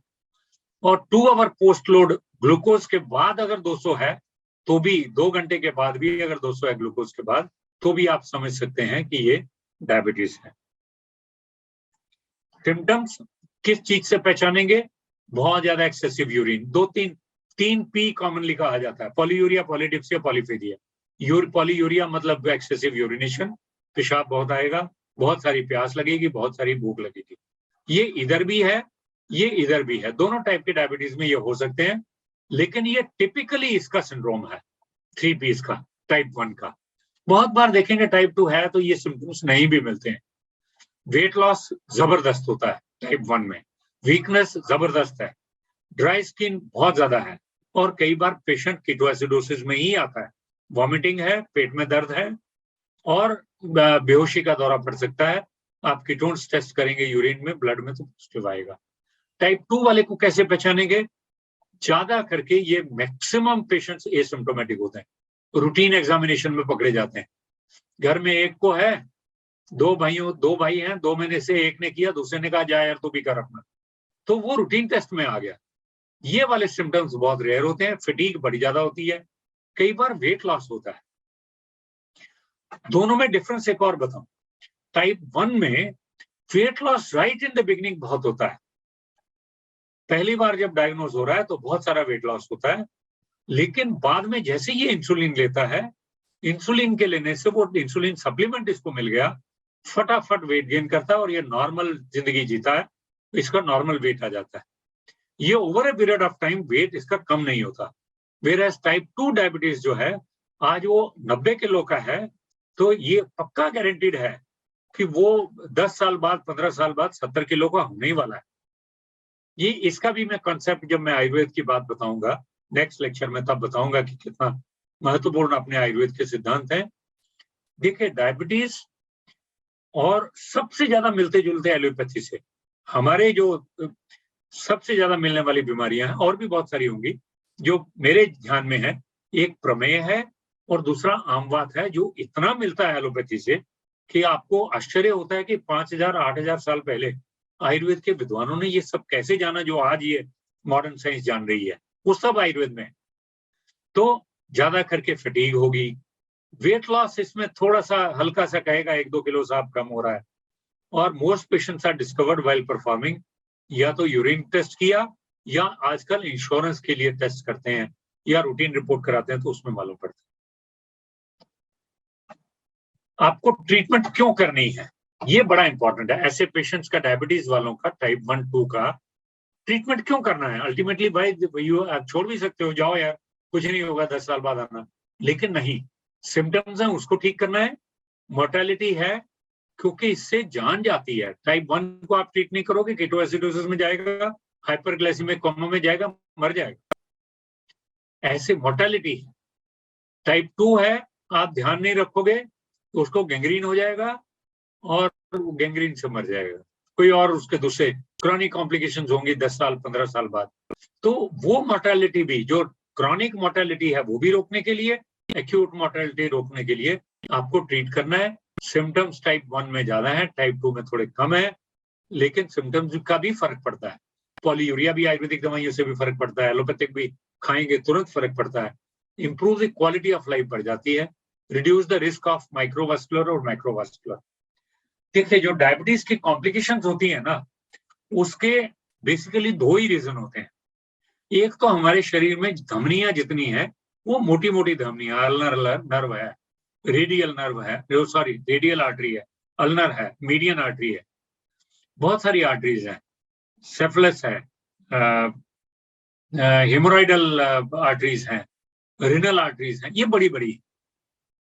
तो बड़ी बड़ी आर्टरीज में जब कॉम्प्लिकेशन होता है तो उसकी कॉम्प्लिकेशंस में वो मैक्रोवेस्कुलर कहा जाता है। मैक्रो यानी बड़ी, बड़ी आर्टरीज में कॉम्प्लिकेशन हो गई, हार्ट की बड़ी आर्टरी में ब्लॉक हो गया तो कोरोनरी हार्ट डिजीज हो गया, ब्रेन की आर्टरी में हो गया तो उसको स्ट्रोक कहा, पैरों की बड़ी आर्टरीज में ब्लॉक हो गया, वेस्कुलर डिजीज हो गई तो उसको गैंग्रीन हो गया या डायबिटिक फुट हो गया। ऐसे माइक्रोवेस्कुलर यानी किडनी में, आईज में और नर्व्स में छोटी छोटी कैपिलरीज होती हैं जो उनको ब्लड सप्लाई करती हैं। कैपिलरीज यानी जो धमनी के बाद की जो रचना है अपने शरीर की ब्लड पहुंचाने के छोटे छोटे ऑर्गन्स में, उनको कैपिलरीज कहा जाता है। वो माइक्रोवेस्कुलर कॉम्प्लिकेशंस में आती हैं। तो किडनी डिजीज, आई डिजीज और नर्व डिजीज, न्यूरोपैथी, ये सारी होती है माइक्रोवेस्ट। हमारा एम यही है कि ये सारी कॉम्प्लिकेशंस इसकी रुकें, इसलिए इंपॉर्टेंट है कि आप इनको ट्रीट करें।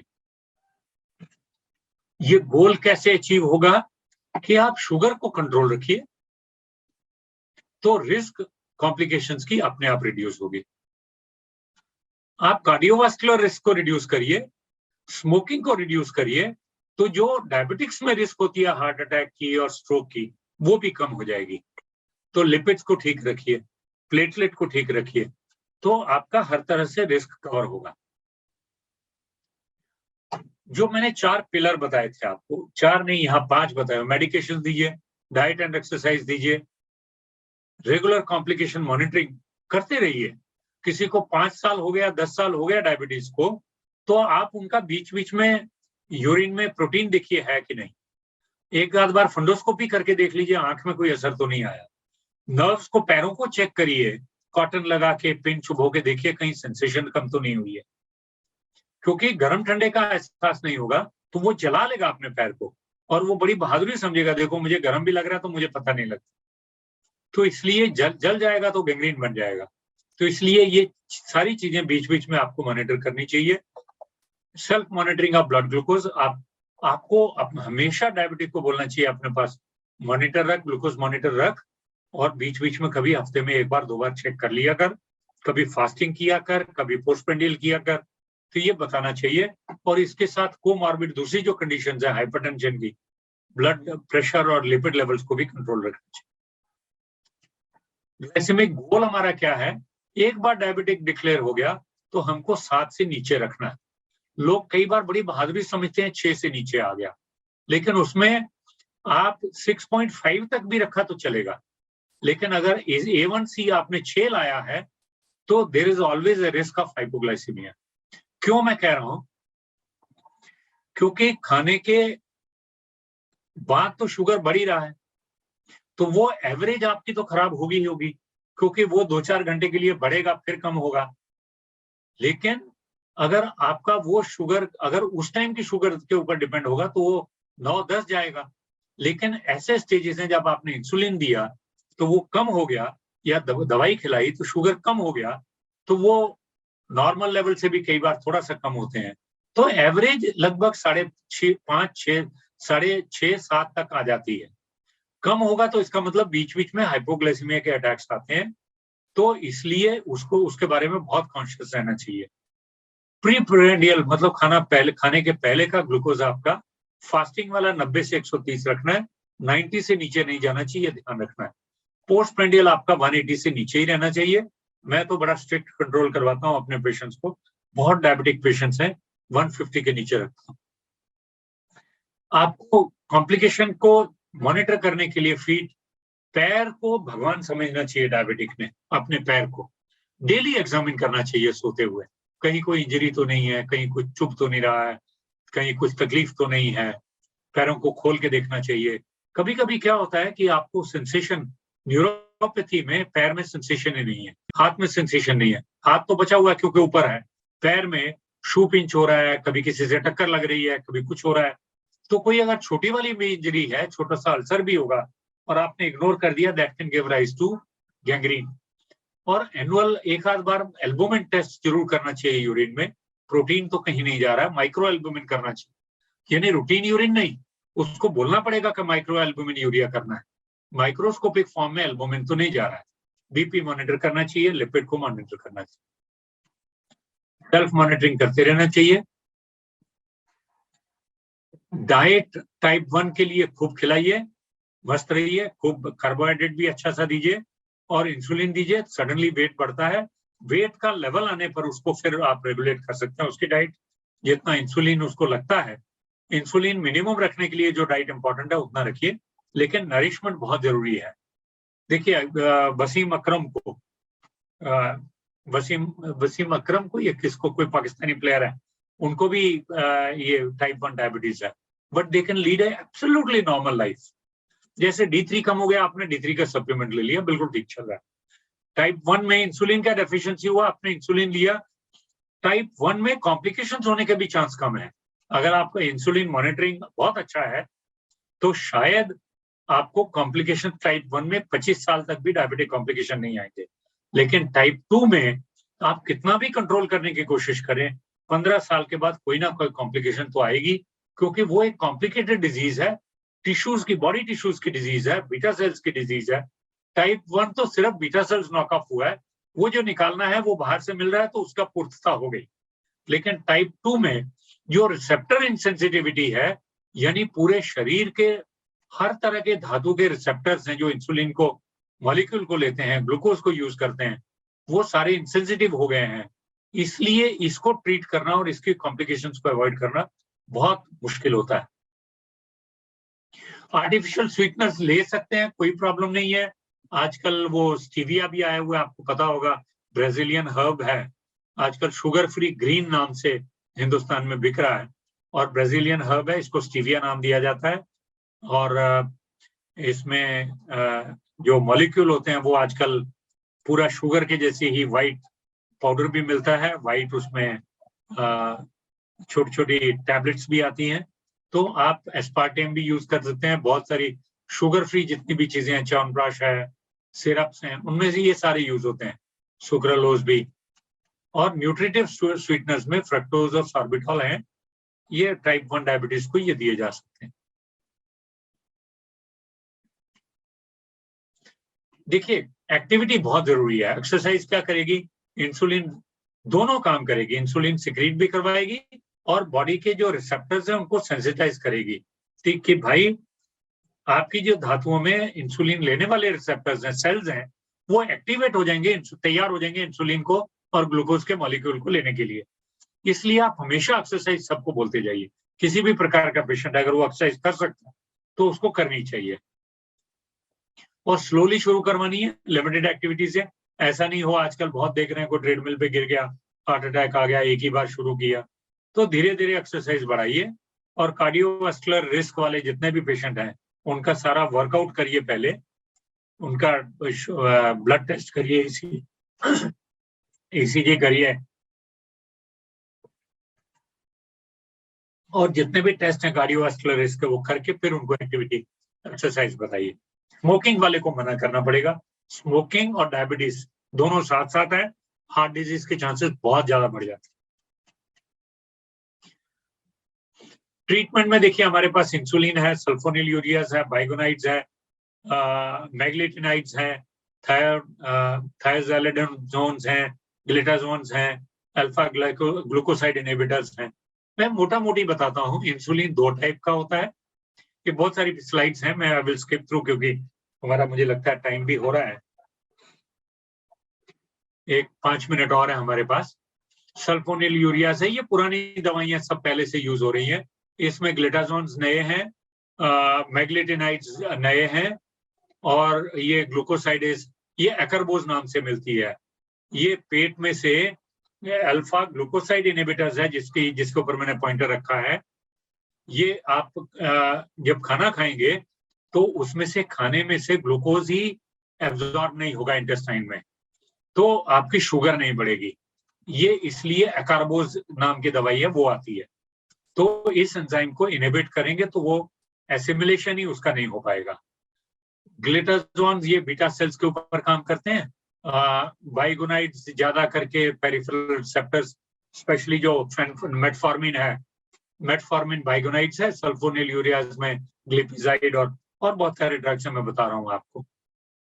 स्ट्रेटजी फॉर ये स्ट्रेटजी है, बाइगोनाइड्स दीजिए, फिर ग्लूकोसाइड इनहिबिटर्स भी दीजिए ताकि खाने से भी एब्जॉर्ब नहीं हो, और उसका पेनक्रियास से कुछ ऐसे सिक्रेटोगॉग्स हैं जो पेनक्रियास से बीटा सेल सिक्रीट करवाते हैं, वो भी दीजिए ताकि बीटा सेल्स अच्छे से निकालें इंसुलिन को। सल्फोनिलयूरियाज का काम है बेसिकली पेनक्रियाटिक सिक्रीशन को इफेक्ट करता है। फर्स्ट जनरेशन, सेकंड जनरेशन पुराने और नए हैं, तो इसको मैं छोड़ रहा हूँ। ड्रग इंट्रैक्शन होता है डायबिटीज में, इसलिए बहुत कॉशियसली दीजिए। जितने स्पेशली ब्लड थिनर्स हैं उनके साथ डायबिटिक ये जरूर, जो ब्लड थिनर ले रहा है उसको आप किसी डायबिटोलॉजिस्ट के पास जरूर रेफर करिए, क्योंकि उसके साथ वारफरिन और ये सैलिसिलेट, इकोस्प्रिन, डिस्प्रिन जो भी ले रहे हैं उसके साथ सल्फोनिलयूरिया देंगे तो वो शायद कोई इंट्रैक्शंस भी हो सकते हैं। ये नए टाइप के हैं सिक्रेटोगॉग्स, रिपाग्लिनाइड और नेटिग्लिनाइड। ये क्या करते हैं? सिक्रेटोगॉग्स हैं, ये insulin release glucose dependent and is decreased at blood. जैसे ब्लड शुगर लो आ जाएगा तो इंसुलिन सिक्रेट होना बंद हो जाएगा। इनकी खासियत ये नए वाले ड्रग्स हैं। बहुत सारे आपने देखे होंगे अभी, पायोग्लिटाजोन है या फिर आपके टिनाग्लिप्टिन है। तो सिक्रेटोगॉग्स भी जो इंसुलिन सिक्रेट करवाते हैं बीटा सेल से। बाइगोनाइड्स भी नए पुराने दोनों टाइप के हैं। ये एकरबोज है। Net effect is to reduce postprandial blood. जिसका भी खाने के बाद का ब्लड शुगर बहुत बढ़ता है उसको ये एकरबोज देना चाहिए। मिग्लिटॉल होता है। The effect is limited to luminal side. ये सिर्फ मतलब इंटेस्टाइन के बीच में से एब्जॉर्ब नहीं हो उतना ही इसका लिमिटेड इफेक्ट है, इसलिए इसको खाने के ये स्पेशली जो पोस्टप्रेंडियल शुगर है उन पेशेंट्स में ही देना चाहिए। थेराप्यूटिक लाइफस्टाइल देखिए, अपना गोल क्या है? HbA1c 7 से नीचे रखना है। तो आप लाइफस्टाइल चेंजेस कर सकते हैं। थेराप्यूटिक लाइफस्टाइल चेंजेस मतलब आप गिन के एक्सरसाइज करो, ऐप लगा के एक्सरसाइज करो, कुछ एरोबिक करो, कुछ ट्रेनिंग, वेट ट्रेनिंग करो। वो सारा करने के बाद 7, जिनका इतना है उनको खाली प्रेफरेबली हम लोग लाइफस्टाइल चेंजेस देते हैं। जिनका 8 to 9 है उनको ओरल एजेंट्स दिया जाता है। जिनका 9 to 10 है उनको 2-3 तरह से सिक्रेटोगॉग भी दिया जाएगा, एकरबोज भी दिया जाएगा, उनको सल्फोनिलयूरिया भी दिया जाएगा, बाइगोनाइड भी। तो जिसका बहुत ज्यादा शुगर अनकंट्रोल्ड है उसमें 2 से ज्यादा तरह के ड्रग दिए जाते हैं, अलग अलग टाइप के। ये इनकी बायोकेमिस्ट्री में मैं नहीं जा रहा हूँ। टाइप 1 में एक ध्यान में बात रखिए, बहुत सारे आयुर्वेदिक डॉक्टर्स को मैंने देखा है, मैं टाइप 1 ठीक कर सकता हूँ। ऐसा चैलेंज मत लीजिए। देखिए, अभी दुनिया बेवकूफ नहीं बनती। मैं आपको ये बता सकता हूँ, बहुत सारे मेरे अपने ऐसे कलीग्स हैं जो जब कभी भी बात होती है तो मेरा ये पेशेंट ठीक हो गया बिना इंसुलिन के, बिना टाइप 1 वाला ठीक नहीं हो, क्योंकि उसका बीटा सेल्स नॉक ऑफ हो चुका है। उसमें अगर थोड़ा बहुत बीटा सेल्स है तो आप कोशिश करके देखिए कि इंसुलिन का डोज रिड्यूस थोड़ा हो सकता है कि नहीं हो सकता, अदरवाइज इंसुलिन तो लगेगा ही। इंसुलिन के बड़े एनाबॉलिक इफेक्ट्स हैं, मतलब जैसे इंसुलिन देंगे प्रोटीन सिंथेसिस होगा, ट्राइग्लिसराइड कम हो जाएगा क्योंकि उसका अपटेक हो जाएगा, जो जो हमको डिजायर्ड इफेक्ट चाहिए सब हो जाएगा। ग्लूकोज ब्लड में बहुत ज्यादा है, तुरंत बॉडी अपटेक कर लेगी, ब्लड में कुछ भी नहीं बचे, बहुत कम ग्लूकोज बचेगा, जितना हमको चाहिए उतना बचेगा। तो इंसुलिन वो सारे काम कर रही है जो टाइप 1 में अपेक्षित है। और बहुत सारी तरह की long term short term insulin हैं, जिनके कॉम्बिनेशन अलग अलग, लेंटी, अल्ट्रा लेंटी है, एनपीएच है। आजकल इंसुलिन पंप्स भी आए हुए हैं जो 24 आवर यूरिन उसको मॉनिटरिंग करते हैं, और जैसे ही शुगर बढ़ती है, ब्लड ग्लूकोज बढ़ता है, तो अपने आप वो पंप सिक्रेट कर देता है इंसुलिन। तो वो भी इंपॉर्टेंट नई एक डिस्कवरी है। द बैलेंस टाइप 1 में the balance of calorie intake with glucose lowering processes allowing the patient to live a normal life. सबसे बड़ी बात है आपको कैलोरी इनटेक और ग्लूकोज मॉनिटरिंग, ये आपका अच्छा होना चाहिए टाइप 1 में, और इंसुलिन के साथ में, एक्सरसाइज के साथ में इसको मैनेज करिए। ठीक है, नॉर्मली क्या हुआ, आपने खाना खाया, शुगर ऊपर गई, फिर नीचे आई, फिर भूख लगी, शुगर नीचे गई, भूख लगी, आपने लंच किया, फिर शुगर नीचे गई, यूज हो गई, फिर बाद में डिनर किया, फिर शुगर ऊपर गई। आपको टाइप 1 में इसी तरह के लेवल्स बनाने हैं, यानी आप शॉर्ट एक्टिंग इंसुलिन यहां दीजिए थोड़ा सा, और थोड़ा सा लॉन्ग एक्टिंग दीजिए, या शॉर्ट एक्टिंग यहां दीजिए, शॉर्ट एक्टिंग लंच के पहले दीजिए, और डिनर सफर के पहले, डिनर के पहले आप थोड़ा सा शॉर्ट एक्टिंग, या इसमें खाली लॉन्ग एक्टिंग दीजिए, क्योंकि 12-14 घंटे वो कुछ नहीं खाने वाला है, तो रात भर में वो कंट्रोल रहे शुगर, वो इंपॉर्टेंट है।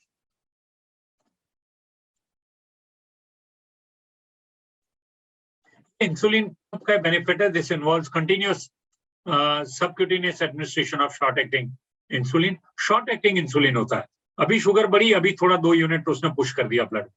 The pump can be programmed, इसका प्रोग्रामिंग होता है, और requires intense blood sugar monitoring, आपको खुद भी मॉनिटर करते रहना पड़ता है। सेल्फ मॉनिटरिंग ब्लड ग्लूकोज, एसएमबीजी मतलब खुद मॉनिटर करना है। रिक्वायर्स हाईली मोटिवेटेड पेशेंट्स, जो बड़े वेल इन्फॉर्म्ड हैं, वेल एजुकेटेड हैं, खाली उनको ही ये देना है पंप, अदरवाइज आप नहीं दे सकते हैं इसको। ये इस तरह का इंसुलिन पंप होता है, जिसके लिए इंस्ट्रक्शंस खूब डिटेल में देनी पड़ती हैं। सर्जरी भी आजकल आइलेट ऑफ लैंगरहैंस की ट्रांसप्लांटेशन भी करते हैं टाइप 1 में, जो नॉर्मली बहुत रेयर है। जब ये किडनी डैमेज वगैरह में करते हैं, किडनी का रिप्लेसमेंट करते हैं, तो उसके साथ में ये आइलेट ट्रांसप्लांटेशन भी कहीं कहीं एक्सपेरिमेंटल स्टेज में किया हुआ है। फॉरेन में करते हैं, इंडिया में ये पेनक्रियास का इस तरह से कोई ट्रांसप्लांटेशन नहीं करता है, लेकिन रिसर्च की बात है, लोगों ने किया हुआ है, एक्सपेरिमेंट्स में है, ह्यूमंस में किया हुआ है। कॉम्प्लिकेशंस देखिए, हाइपरग्लाइसीमिया हो सकता, हाइपोग्लाइसीमिया हो सकता है, आपने इंसुलिन ज्यादा ले लिया तो मील मिस कर दिया। टाइप 1 वाले ने इंसुलिन ले लिया लेकिन खाना नहीं खाया, या इंसुलिन ले लिया, रोज तो खाना खाते हैं, लेकिन आज खाना खाने के बजाय उसने सोचा मैं एक्सरसाइज कर लेता हूँ, इंसुलिन का एक्शन ज्यादा हो गया, एक्सरसाइज से भी शुगर कम हो गया, तो डायबिटिक कोमा में चला गया, हाइपोग्लाइसीमिया में। इसका ट्रीटमेंट है, इमीडिएटली उसको मीठा कुछ खिलाइए, पुश करिए उसके मुंह में, आईवी ग्लूकोज डालिए, और ग्लूकागॉन इंट्रामस्कुलर दीजिए, तो ये ठीक हो जाता है। डायबिटिक न्यूरोपैथी होती है, इसका हम लोग डिटेल चर्चा करने वाले हैं, कॉम्प्लिकेशन जब लेंगे तभी। नेफ्रोपैथी है, इसको भी हम लोग डिटेल से चर्चा करेंगे। तो इस तरह से peripheral vascular disease and foot ulcer, ये होता है बड़ी वाली। ये देखिए, ये बड़ी वाली आर्टरी जब ब्लॉक होगी ना, तो ये इधर का सर्कुलेशन पूरा रुकेगा, और इसका ये डायबिटिक फुट डिजीज हो जाएगी। नर्व्स भी क्रॉनिक न्यूरोपैथी होने से पता नहीं चलेगा, छोटा सा अल्सर होगा, मालूम नहीं होगा, वो हील नहीं करेगा, उसको ड्रेसिंग नहीं करेगा, पेन नहीं होगा, तो बढ़ता चला जाएगा, it can lead to gangrene. तो बेसिकली ये सारे जो हैं मैंने आपको ये बताया, डायबिटिक कीटोएसिडोसिस भी मैंने बता दिया, उसको इंसुलिन और ड्रिप से ट्रीट करते हैं। और देखिए बेसिकली ये इंपॉर्टेंट है, कॉम्प्लिकेशंस कहाँ कहाँ होगा। स्ट्रोक हो सकता है ब्रेन में, लगभग हर जगह। ये देखिए ब्रेन में स्ट्रोक हो गया, यहां आप गए, हार्ट में तो हार्ट अटैक हो सकता है, एक्यूट मायोकार्डियल इंफार्क्शन हो सकता है, हार्ट डैमेज हो सकता है, नर्व डिजीज होती है, एथेरोस्क्लेरोसिस होता है, डायबिटिक फुट होता है। एथेरोस्क्लेरोसिस मतलब मैक्रोवेस्कुलर, बड़े वेसल्स की डिजीज, किडनी डैमेज हो सकता है, आई डिजीज हो सकता है, बहुत सारी तरह की कॉम्प्लिकेशंस होती हैं। बेसिकली हमारा एम है facilitate a symptom free life to the diabetic. उसको बेचारे को कोई तकलीफ नहीं हो। बेचारा इसलिए कह रहा हूं कि वो उसने पहले ध्यान नहीं दिया है, अब ध्यान देगा तो बेचारा नहीं रहेगा। To avoid the patient to going into complications, ये है बेसिकली। और with these words, I thank you all for a very, very patient hearing. Thank you, Dr. Ranjit, Thank you and so the much, whole sir. Nirog Street family that you have given me this opportunity to discuss diabetes. Thank you so much sir. और मैं चाहता हूँ अगर sir 2 minute के लिए अगर जो questions ले लें किसी के। एक 2 मिनट से ज्यादा नहीं, क्योंकि मुझे ना मेरी क्लिनिक में भागना है, मैंने उसी तरह से मैंने टाइम दिया हुआ है। श्योर ठीक है, सर, बस एक दो क्वेश्चन ले सकते हैं, क्योंकि बाकी एक दिन पूरा हमारे पास है क्वेश्चंस का। आज 2 क्वेश्चन ले सकते हैं। जी ठीक है सर। प्लीज जिन लोगों ने हैंड रेज किया है तो वो सर से आप अपना क्वेश्चन पूछ सकते हैं। डॉक्टर निवेदिता।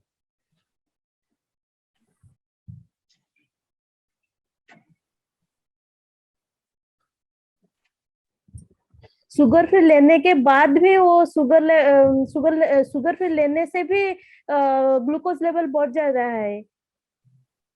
शुगर लेने के बाद भी शुगर फ्री लेने के बाद नहीं, देखिए शुगर फ्री जो है वो डायबिटीज की ट्रीटमेंट नहीं है ना। नहीं, क्या है कि वो ट्रीटमेंट में है, लेकिन क्या है वो जो शुगर फ्री च्यवनप्राश खाए कि शुगर फ्री वो चाय में लिए तो शुगर लेवल बढ़ गया, इसलिए उनको शुगर फ्री बंद करने को डॉक्टर ने बोल दिया है। नहीं, नॉर्मली देखिए नहीं बढ़ेगा। मैं ये जो एस्पार्टेम है उसमें कोई शुगर नहीं होता, सैकरीन है उसमें कोई शुगर नहीं होता। ये शुगर लाइक मॉलिक्यूल्स हैं, इनसे कैलोरी इनका 0 है।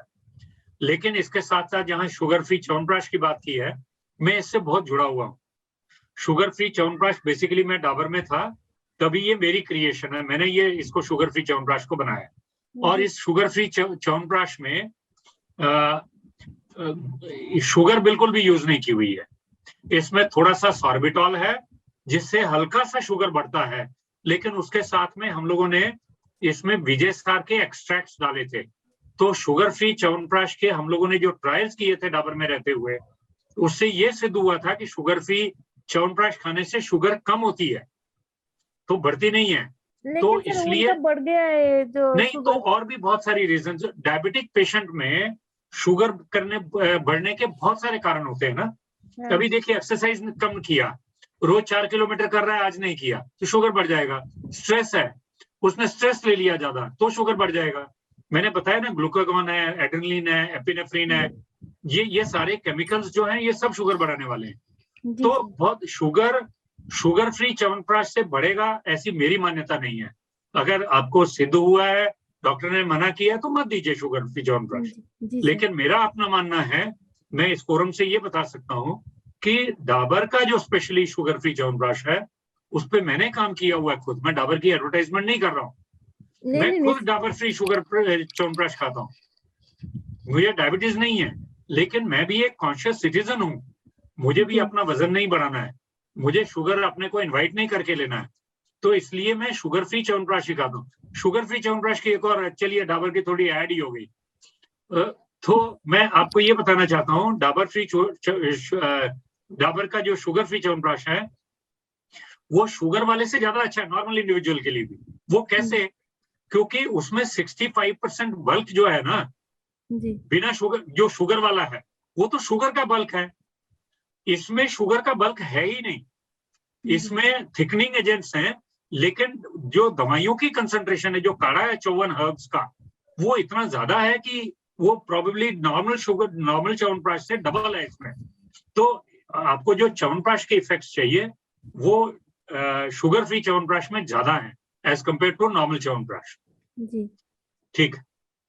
Thank you. हाँ रंजीत जी, और एक क्वेश्चन सर और है, ये ले लेते हैं एक लास्ट। बस लास्ट है सर, ये डॉक्टर अलका है। डॉक्टर अलका प्लीज, मैं आपको अनम्यूट कर दे रहा हूँ और अपना क्वेश्चन पूछिए please.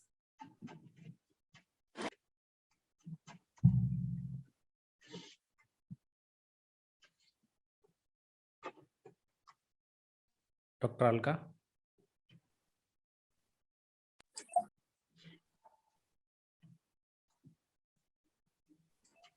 Good evening sir.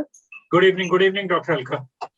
Sir, hypoglycaemia में जब पेशेंट जाने लग जाता है तो हम उसको कैसे ट्रीट करेंगे? मतलब रेगुलर उसका ब्लड शुगर 90 से नीचे हो रहा है फास्टिंग में, और पोस्ट पेरेंटल भी 130 कभी 120, तो उसको कैसे ट्रीट करेंगे? डोज आपको रिड्यूस करना है ना। ओके। आप क्या करिए, जो आप ब्लड शुगर लोअरिंग मेडिसिन दे रहे हैं उनका डोज रिड्यूस कर दीजिए। शुगर खिलाना कोई ऑल्टरनेटिव नहीं है, आप उसका डोज रिड्यूस कर दीजिए, अपने आप शुगर लेवल्स थोड़े से राइज करेंगे।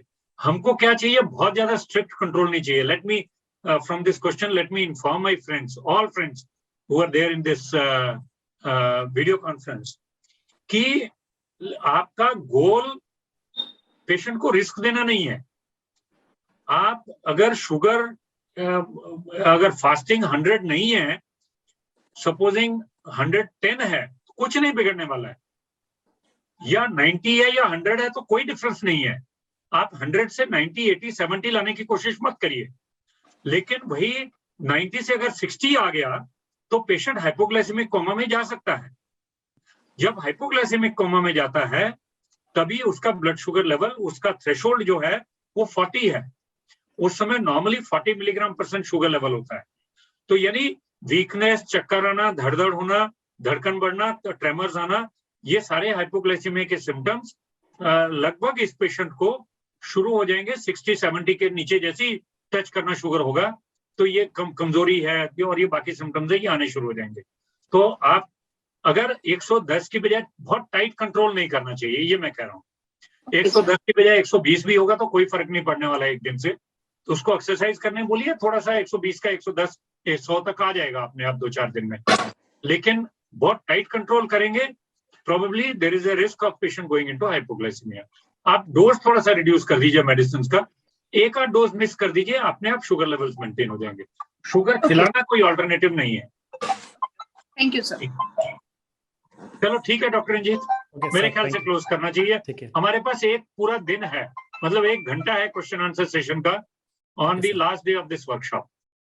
Sure sir, thank you so much sir. चलो, thank you so much. I'll take your leave, Ranjit. Thank you everyone, and it was a joy being with you.